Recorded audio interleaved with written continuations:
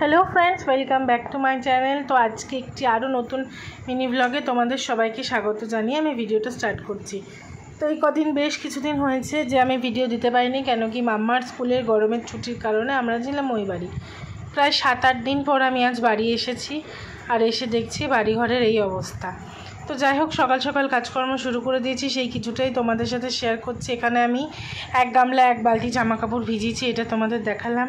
আর ঘর দোরের কী অবস্থা সেটা তো তোমরা দেখতেই পাচ্ছ, দুই ঘর একদম জামা কাপড় বালিশ সমস্ত কিছু দিয়ে ওলট পালট করা রয়েছে।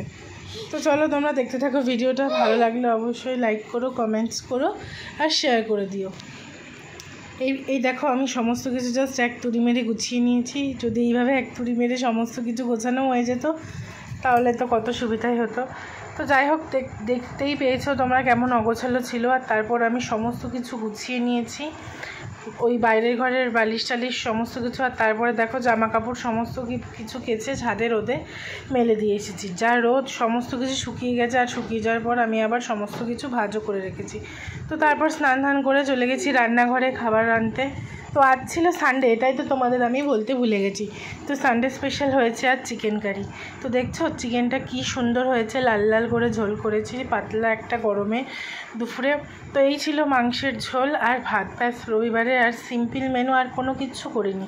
আর যেহেতু আজ আমার অত কাজও ছিল, ওই জন্য আমি আর কোনো রান্নাই করতে পারিনি। তো এই যে আমাদের দুজনের ভাত বেড়ে নিয়েছি। তো ভিডিওটা কেমন লাগলো, ভালো লাগলে অবশ্যই সাবস্ক্রাইব করো মাই চ্যানেল।